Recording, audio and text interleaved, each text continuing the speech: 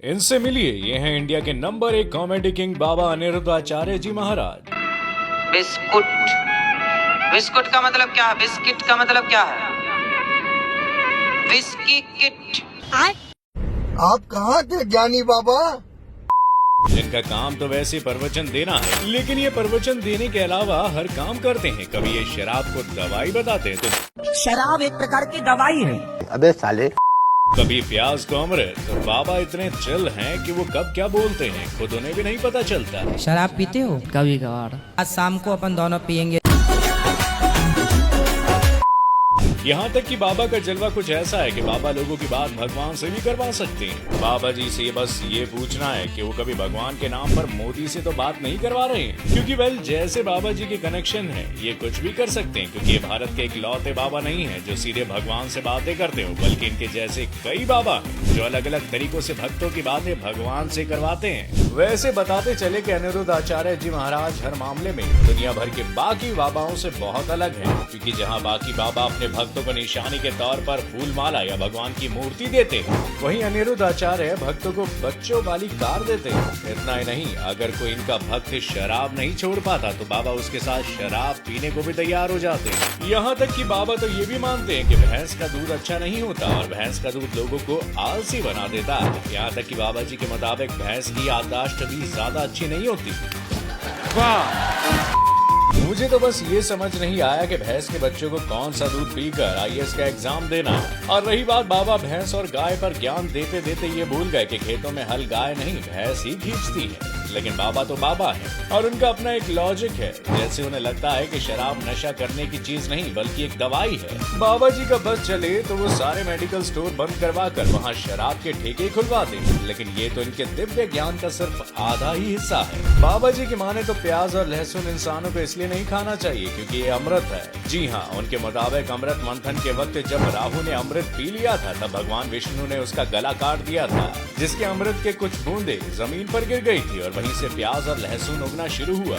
अच्छा ये है कि बाबा जी की ये बात सब्जी बेचने वालों को नहीं पता, वरना प्याज और लहसुन को लोग तिजोरियों में छिपा कर रखते। बाबा अनिरुद्धाचार्य वैसे तो खुद को वेदों का ज्ञानी बताते, जिसके दम पर ये साइंस को चैलेंज देने की भी बातें करते हैं, लेकिन जैसे कोई इनसे इस बारे में सवाल पूछने की कोशिश करता है या अपनी बात को प्रूव करने के लिए कहता है तो बाबा बातों बातों को ऐसे गोल घुमाना शुरू कर देते कि उसे देखकर जलेबी भी शर्मा जाए। प्रवचन देते हुए भी कई बार इनका ये ज्ञान इन पर ही भारी पड़ जाता है, इसलिए लोग इन्हें बाबा कम और कॉमेडियन ज्यादा मानते हैं, क्योंकि इनमें कॉमेडियंस के सारे गुण कूट कूट के भरे हुए हैं। जैसे कॉमेडियन क्राउड वर्क के नाम पर ऑडियंस को रोस्ट करते हैं, उसी तरह बाबा जी भी भक्तों की प्रॉब्लम सुनने के नाम पर उनकी बेइज्जती करते रहते हैं, जिनमें उनका सबसे अच्छा टारगेट वो औरतें होती हैं जो उन्हें संत मानकर दूर दूर से प्रवचन सुनने आती हैं और उन्हें यकीन होता है कि वो उनकी प्रॉब्लम को दूर कर देंगे। लेकिन बाबा जी उनकी प्रॉब्लम्स को दूर कम और उन्हें रोस्ट करके अपनी दुकान जरूर चलाते रहते हैं।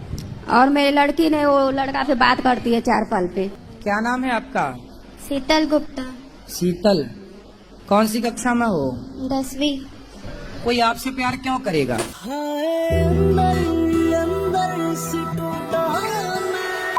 यहाँ तक कि अगर किसी से कुछ गलती हो जाए तो बाबा उसे एलियन बनाने में भी पीछे नहीं रहते, लेकिन इसके बाद भी जब उनका मन नहीं भरता तब ये लोगों से ऊट पटांग सवाल पूछकर बेवकूफ बनाने से भी पीछे नहीं हटते, क्योंकि ये दुनिया के इकलौते ज्ञानी हैं जो 70 में आ की मात्रा जोड़कर उसे 17 बना देते। क्या बात कर रहे हैं? बताओ फिर 70 में क्या जोड़े कि 17 हो जाए? हिंदी से लिखो 70 और फिर हिंदी से लिखो 17, आ की मात्रा जुड़ जाएगी। क्या हो गया तुम्हें? क्यों नहीं बोल रहे हो? कुछ तो बोलो।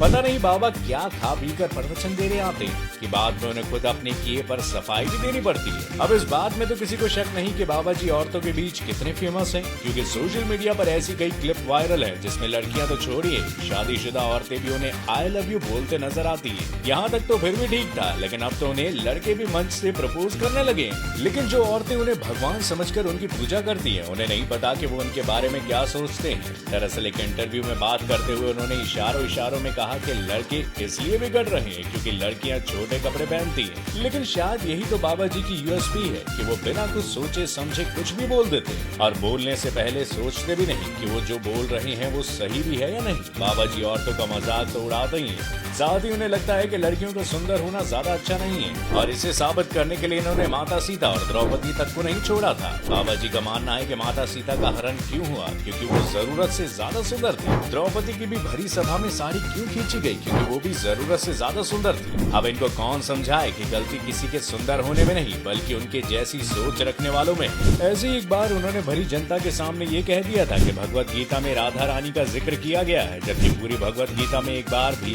राधा रानी का नाम तक नहीं आता, जिसकी वजह से लोगों ने उन्हें सोशल मीडिया पर खूब ट्रोल किया था। यहाँ तक बहुत से लोगों ने उन्हें ड्रामेबाज बाबा कहना शुरू कर दिया था। लेकिन गलती शायद उनकी भी नहीं है, क्योंकि जो लाखों लोग उनके कथा सुनने आते हैं खुद उन्होंने भी कभी भगवत गीता नहीं पढ़ी होती है और ये इनके जैसे बाबा बोल देते हैं तो वो लोग उसे ही सही मानना शुरू कर देते हैं। वह अब जो पढ़ाई के नाम पर वेदों को पढ़ने का दावा करते हैं, प्रवचन के नाम पर सिर्फ कचरा फैलाते हैं, उनसे उम्मीद ही क्या की जा सकती। हम तो बस यही कहेंगे, जैसे हर चमकती चीज सोना नहीं होती वैसे ही हर बाबा सही नहीं होता। वेल आज के लिए बस इतना ही। आपको हमारा ये वीडियो कैसा लगा हमें कमेंट करके जरूर बताइएगा और ऐसी वीडियोस के लिए डू फॉलो फैक्टिफाई।